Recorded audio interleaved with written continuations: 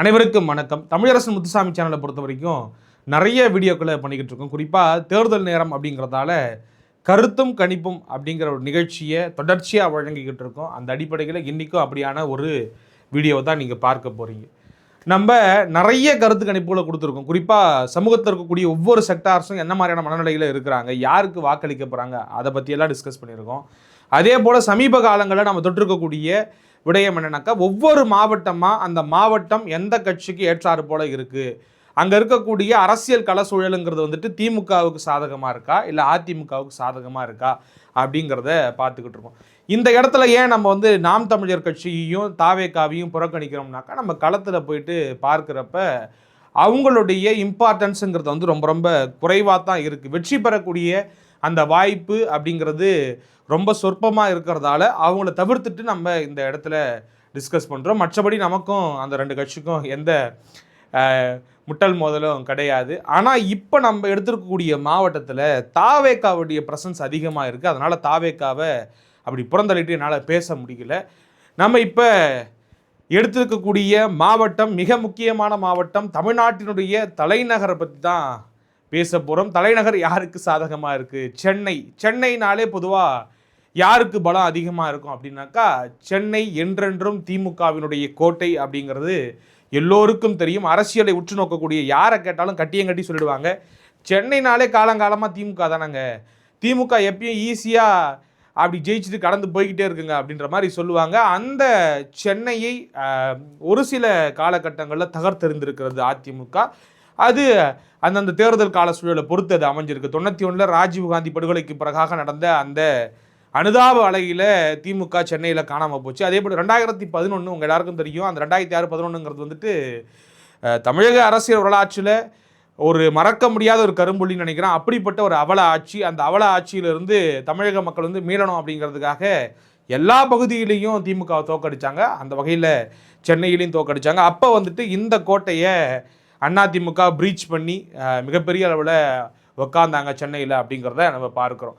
என்னதான் சென்னையில் திமுக பலமாக இருந்தாலும், திமுகவுடைய கோட்டையாக கருதப்பட்டாலும், ஒரு சில தொகுதிகளில் அதிமுக எப்பொழுதுமே ஆதிக்கம் செலுத்தியிருக்கு. குறிப்பாக தென் சென்னை பகுதியிலையும் வட சென்னையில் ஜெயக்குமார் உங்கள் எல்லாருக்கும் தெரியும், அதிமுகவினுடைய ஒரு மிக முக்கியமான தளபதி, ஃப்ரண்ட்லைன் தளபதி அப்படின்னு சொல்லலாம். அவர் ராயபுரத்தை தன்னுடைய கோட்டையாக பல ஆண்டுகள் வச்சுருந்தார். சமீபத்தில் நடந்த 2021 தேர்தலில் தோல்வி உற்றார் அப்படிங்கிறத பார்க்குறோம். ஆக இருந்தாலும் கூட இன்றைக்கும் ஜெயக்குமாருக்கு அங்கே செல்வாக்கு இருக்க தான் செய்யுது. நிறைய பேர் ஃபீல் பண்ணுறாங்க ஏன் ஜெயக்குமாரை தோக்கடிச்சுன்னு சொல்லிட்டு. அந்த வகையில் ராயபுரம் எப்பொழுதும் அதிமுகவுக்கு ஃபேவரான ஒரு தொகுதி. அதே போல் ஆர்கே நகர் உங்களுக்கு தெரியும், அதிமுகவுடைய ஆதிக்கம் பல காலமாக இருந்தது. அங்கே ஜெயலலிதா அவர்கள் போட்டிக்கிட்டு வெற்றி பெற்றாங்க. அவங்க தண்டனை பெற்று சில காலங்கள் முதலமைச்சராக இல்லாத பொழுது பிறகு தேர்தலை சந்தித்த பொழுது ஆர்கே நகரை தான் தேர்ந்தெடுத்தாங்க அப்படிங்கிறத பார்க்குறோம். அப்போ ஆர்கே நகர், ராயபுரம் அந்த தொகுதிகள், அப்புறம் கன்சாலிடேஷன் நடக்கக்கூடிய டி நகர், மயிலாப்பூர் போன்ற தொகுதிகள், அங்கே பார்த்தீங்கன்னாக்கா உயர் சாதியினர் ஓட்டுகள் கன்சாலிடேட் ஆகி அதிமுகவுக்கு விழும். ஒருவேளை பாஜக அதிமுக கூட்டணியில் இருந்தாலோ அல்லது பாஜக தனித்து விடப்பட்டால் அதிமுகவுக்கு தான் வெற்றி வாய்ப்பு இருக்குது அப்படிங்கிற அடிப்படையில் அதிமுக பக்கம் கன்சாலிடேட் ஆகி அந்த தொகுதிகள் பெரும்பாலும் அதிமுகவுக்கு சாதகமாக இருந்திருக்கு. அதே போல தான் வேளச்சேரி, அங்கே விருகம்பாக்கம் ஓரளவுக்கு அதிமுகவுக்கு சாதகமான தொகுதி. சமீப காலங்களில் ஒரு சில முகங்கள் அங்கங்கே வெற்றியை பெற்று தந்திருக்கிறாங்க. அம்பத்தூரில் நீங்கள் பெஞ்சமின் எடுத்துக்கலாம். ஆக சில இடங்களில் பார்த்தீங்கன்னாக்கா அதிமுக கோல வச்சிருக்கிறாங்க. அந்த அளவுக்கு ஒட்டுமொத்தமாக அப்படி புறக்கணிச்சிட்டு போயிட முடியாது. இப்போ என்னதான் கோயம்புத்தூர் அதிமுகவுடைய கோட்டையாக இருந்தாலும் சில இடங்களில் திமுக அங்கங்கே சில வெற்றிகளை பெறுவாங்க இல்லையா. அந்த மாதிரி சென்னையில் மிகப்பெரிய எதிர்ப்பலை இல்லாட்டியும் கூட அதிமுகவுக்கென்று வலிமையான சில தொகுதிகள் இருக்கிறது அப்படிங்கிறத நம்ம மறுக்க முடியாது.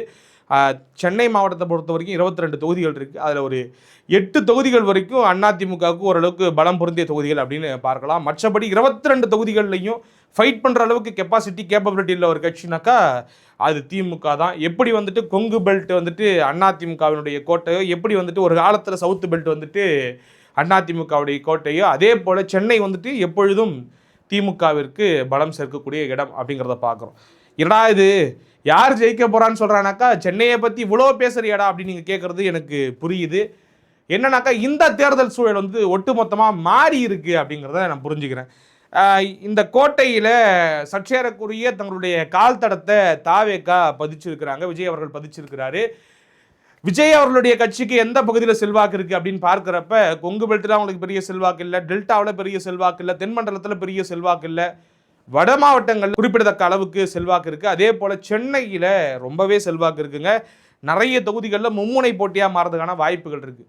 அதனுடைய வெளிப்பாடாகத்தான் நாங்கள் வந்துட்டு சென்னையில் தான் நிற்போம் எல்லாருமே அப்படின்னு சொல்லிட்டு ஒரு உத்தேச பட்டியல் வெளில உலாவிக்கிட்டு இருக்கு. விஜய் வந்து பெரம்பூரா, ஜேசிடி பிரபாகர் 1000 லைட்ஸா, வில்லிவாக்கத்தில் ஆதவ அர்ஜுனா, மரிய வில்சன் ஆர்கே நகர், புசி ஆனந்த் வந்து டி நகர், வெங்கட்ராமன் பொருளாளர் வந்துட்டு மயிலாப்பூர்னு சொல்லிட்டு எல்லாரும் சென்னைக்குள்ளே நிற்கிறாங்க. இதுல இருந்து அவங்க என்ன வெளிப்படுத்துறாங்கன்னாக்கா, நாங்கள் ஒரு பாக்கெட் கட்சி, சென்னையை தாண்டி எங்களுக்கு எங்கேயும் வெற்றி இல்லை அப்படிங்கிற முடிவுக்கு அவங்களே வந்துட்டாங்கன்னு நினைக்கிறேன். ஆக அந்த புள்ளியிலிருந்து அவங்களுடைய இன்டர்னல் சர்வேவை என்ன வெளிப்படுத்திருக்குனாக்கா, சென்னையில் நமக்கு பலத்த ஆதரவு இருக்குது அப்படிங்கிறது.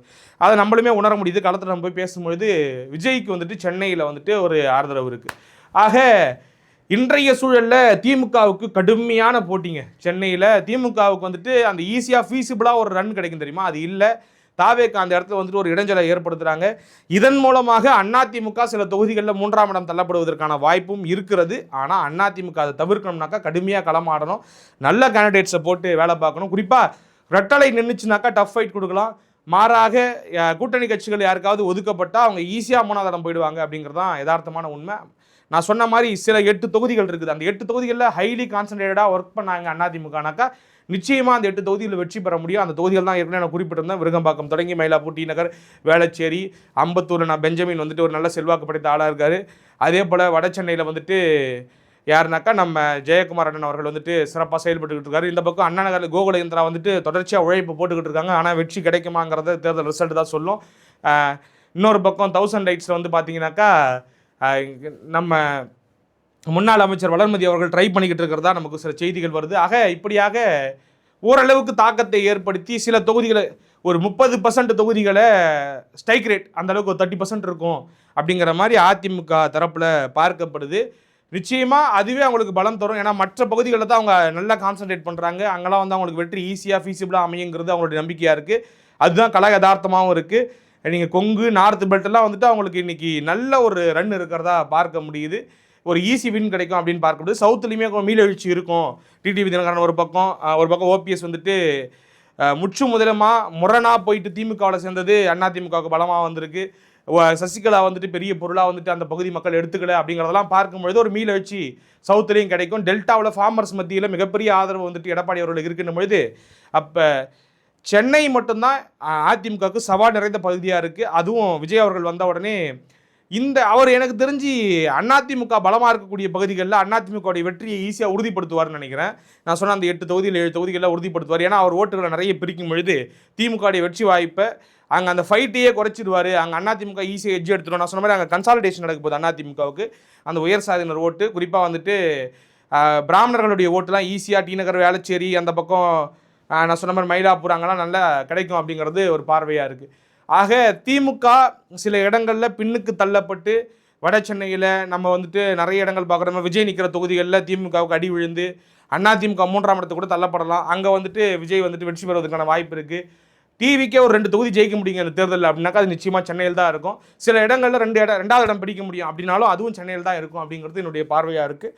ஆக இந்த வாட்டி திமுகவால் லாஸ்ட் டைம் வாங்கின மாதிரி அப்படி நாங்கள் 22 தொகுதியும் ஜெயிச்சிருவோம் அப்படின்ற வாய்ப்பெல்லாம் கிடையாது. மிஞ்சி போனால் திமுக ஒரு 10 தொகுதியில் வெற்றி பெறுவதற்கான வாய்ப்பு இருக்குது, அல்லது 12 தொகுதிகளை. இருந்தாலும் அவங்க தான் வந்து அப்பர் ஹேண்ட் எடுப்பாங்க. அதிமுகவை பொறுத்த வரைக்கும் கடந்த முறை மாதிரி 0வில் போக மாட்டாங்க. நிச்சயமாக ஒரு 6 முதல் 8 தொகுதியில் கைப்பற்றுவாங்க. தாவேக்கா 2 தொகுதியிலாவது கைப்பற்றுங்கிறது என்னுடைய ஆசையாகவும் நம்பிக்கையாகவும் இருக்குது. ஏன்னா இவ்வளோ தூரம் வந்து அரசியல் களத்துக்கு வந்துட்டாங்க, ஒரு 2 தொகுதியாக ஜெயிக்கட்டுமே. ஏன்னா விஜயகாந்த் அவர்கள் வந்து 234 தொகுதியிலையும் கேண்டிடேட் போட்டு ஒரு வெற்றியை பெற்றார். இவர் 2 வெற்றி பெற்றுட்டு போட்டோமே அப்படிங்கிறது என்னுடைய ஆசை. அதற்கான கள சூழலும் இங்கே இருக்குது. அவங்க ஒழுங்காக வேலை பார்த்தாங்க, அரசியல் புரிதலோடு ஒவ்வொரு காயையும் நகர்த்தினாங்க. கள வேலை பார்த்தால் அதற்கான வாய்ப்பு உண்டு என்பது என்னுடைய அனுமானமாக இருக்கிறது. அப்போ சென்னையை பொறுத்த வரைக்கும் லாஸ்ட் டைம் மாதிரி திமுகவுக்கு ஸ்வீப் கிடையவே கிடையாது. சென்னை மாவட்டத்தை பொறுத்த வரைக்கும் சென்னை மாவட்டத்தில் DMK can still hold a upper hand, but only 10 to 12 seats அப்படிங்கிறது தான். அதிமுக கடந்த முறை மாதிரி 0லாம் இல்லாமல் ஒரு 6 to 8 தொகுதிகளை பெற்று மிகப்பெரிய அட்வான்டேஜ் வந்துட்டு பெறுவாங்க அப்படிங்கிறது என்னுடைய புரிதல். தாவேக்கா பண்ணக்கூடிய டென்ட் அண்ட் டேமேஜஸ் சுவாரஸ்யமாக இருக்க போது அவங்க சென்னை மாவட்டத்தில் கிட்டத்தட்ட 20% மேலே வாக்குகளை பெற போகிறாங்க. 20 to 25% அவங்களுடைய ஓட் பர்சன்டேஜ் இருக்கும் ஒட்டுமொத்தமாக நம்ம கால்குலேட் பண்ணால். நான் சொன்ன மாதிரி ஸ்டார் வேட்பாளர்கள் நிற்கக்கூடிய இடங்களில் வெற்றி பெறுவதற்கான வாய்ப்புகள் இருக்குது. நிறைய இடங்கள் 2வது இடம் போகிறதுக்கான வாய்ப்பு இருக்குது. எங்கெல்லாம் அதிமுக ஸ்ட்ராங்காக இருக்கோ அங்கெல்லாம் வந்து பார்த்தீங்கன்னாக்கா ஒரு சில இடங்களில் திமுக 3வது இடம் போகலாம். அதே போல் திமுக ஸ்ட்ராங்காக இருக்கக்கூடிய இடங்களில் அதிமுக 3வது இடத்துக்கு போகலாம். இந்த திராவிட கட்சிகளை 3வது இடத்துக்கு தள்ள முடியுமா அப்படிங்கிற பாசிபிலிட்டிஸ் எங்கேயாச்சும் இருக்குனாக்கா அது சென்னையில் தான் இருக்குது அப்படிங்கிறத நம்ம பார்க்குறோம். ஆக இதுதான் ஓவரால் பார்வை. நீங்கள் அதிமுகவிலையும் பல தளபதிகள் அவங்களுடைய பேர்லாம் லிஸ்ட்டு போட்ட முன்னாடி அமைச்சர். அதே போல் திமுகவில் பார்த்தீங்கன்னாக்கா நிச்சயமாக உதயநிதி ஸ்டாலின் வெற்றி பெறுவார். ஸ்டாலின் அவர்கள் நிற்கக்கூடிய தொகுதியிலையும் மிகப்பெரிய வெற்றி இருக்கோ இல்லையான்னு தெரியல. எனக்கு மிகப்பெரிய வெற்றி கிடைக்குமான்னு தெரியல. அவரே தொகுதி மாற போகிறதா சொல்கிறாங்க. இந்த 5 ஆண்டுகள் ஆட்சிக்கு பிறகு அவருக்கு நம்பிக்கை போயிருப்பதாகவும் திரும்ப குளத்தூரில் நிற்க அவருக்கு சந்தேக மையம் இருப்பதாக சொல்லப்படுது. ஆனால் என்னை பொறுத்த வரைக்கும் என்ன ஜெயிச்சிருவார் அப்படின்னு தான் தோணுது. அதே போல் ஸ்டாலின் நிற்கிறது இங்கே தான், உதயநிதி, இன்னொரு பக்கம் சேகர் பாபு, இங்கே மாசு சைதாப்பேட்டையில் அவர் வந்து ஒரு நல்ல வெற்றியை பதிவு செய்வார் அப்படிங்கிறது என்னுடைய கண்ணோட்டமாக இருக்குது. இன்னும் சில அமைச்சர்கள் முக்கியமான தாமோ பார்த்தீங்கன்னாக்கா ஆலந்தூரில் இருக்காப்புல. அதே போல் அங்கங்கே இருக்கக்கூடிய அமைச்சர்கள் வந்து நல்ல வெற்றியை பதிவு செய்வாங்க. ஈழன் வந்துட்டு 1000 ரைட்ஸில் ஒரு டஃப்பான ஃபைட் கொடுப்பாரு. ஆனால் அங்கே அவருக்கு வந்துட்டு ஈஸியான வெற்றி இருக்குமான்னு எனக்கு தெரியல. ஒவ்வொரு தொகுதியாக நம்ம எடுத்து பார்த்தாலுமே இப்படியான சூழல் தான் இருக்குது. விருகம்பாக்கத்திலாம் ஒரு டஃப் ஃபைட் இருக்கும். திமுக அதிமுக இடையில் கடுமையான போட்டி இருக்கும். கூட்டணி கட்சிக்கு ஒதுக்கப்பட்டாலுமே விருகம்பாக்கம் ரொம்ப டைட்டராக தான் இருக்கும், டஃப்பாக தான் இருக்கும் அப்படிங்கிறது என்னுடைய பார்வை. டி நகர்லாம் ஈஸியாக இருக்கும், வெற்றி வந்துட்டு அதிமுக ஈஸியாக இருக்குங்கிறத நான் புரிஞ்சுக்கிறேன். ஆக இப்படித்தான் சூழல் இருக்கிறது. ஃபர்ஸ்ட் பிளேஸில் திமுக 10 to 12 சீட்ஸ், செகண்ட் பிளேஸில் அதிமுக 6 to 8 சீட்ஸ், தேர்ட் பிளேஸில் தாவேகா 0 to 2 சீட்ஸ் அப்படிங்கிறது என்னுடைய புரிதலாக பார்வையாக இருக்குது. இது எப்படி ஒன்றா மாறலாம். ஆனால் இந்த பொசிஷன் மாற போகிறது கிடையாது. திமுக அதிமுக அப்புறம் தாவேகா தான். நம்பர் சொன்னால் 1-2 மாறலாமே தவிர மற்றபடி எனக்கு எந்த சந்தேகமும் கிடையாது. இதுதாங்க கள சூழல் சென்னையை பொறுத்த வரைக்கும். சென்னை மாவட்டத்தில் இப்படி தான் நடக்க போகுது. Mark my words. இந்த வீடியோ ஒன்றா சேவ் பண்ணி வச்சுக்கோங்க. நாம் தமிழருக்கே நம்ம வந்துட்டு இங்கே ஆப்ஷனாக பார்க்கலாம். நாம் தமிழர் வழக்கம் போல் அவங்க வந்துட்டு ஒரு குறிப்பிட்ட சதவீத வாக்குகளை எல்லா தொகுதியிலும் பெற மாதிரி இங்கேயும் பெறுவாங்க. மற்றபடி அவங்களால பெரிய தாக்கத்தெல்லாம் ஏற்படுத்த முடியாது. இந்த முறை வந்துட்டு அவங்க தங்களுடைய ஓட் பேங்க்கை வந்துட்டு அப்படியே சஸ்டெயின் பண்ணுறாங்களா அப்படிங்கிறது தான் ஒரே பார்வையாக இருக்கும். மற்றபடி எதுவும் இல்லை. மீண்டும் ஒரு நல்ல மாவட்டத்தை தேர்ந்தெடுத்து, எல்லாமே நல்ல மாவட்டம் தான், மீண்டும் ஒரு பரபரப்பான மாவட்டம். ஏற்கனவே வந்துட்டு எதிர்க்கட்சி தலைவருடைய மாவட்டத்தை பார்த்தோம். இப்போ முதல்வர் அவர்கள் போட்டியிடக்கூடிய சென்னை மாவட்டத்தை பார்த்துருக்கோம். அடுத்ததாக மேபி சிவகங்கை போகலான்னு நினைக்கிறேன். ஏன்னா இங்கே வந்துட்டு முதல்வரும் சென்னையில் தான் போட்டி போடுறாரு, விஜய் அவர்களும் சென்னையில் தான் போட்டி போட போகிறதா சொல்லிட்டாங்க. இன்னும் நம்ம பார்க்காத ஒரே ஒரு முதல்வர் வேட்பாளருடைய மாவட்டங்கிறது வந்துட்டு காரைக்குடியில் நாம் தமிழர் கட்சியினுடைய ஒருங்கிணைப்பாளர் சீமான் போட்டி போடுறாரு. அதனால் சிவகங்கைக்கு போயிடும். அடுத்து டாடா பாய் பாய். மீண்டும் ஒரு நல்ல கடையில் சந்திக்கும் உங்களிடம் இந்த விடைபெறுவது உங்கள் அன்பு நண்பன் தமிழரசன். வணக்கம்.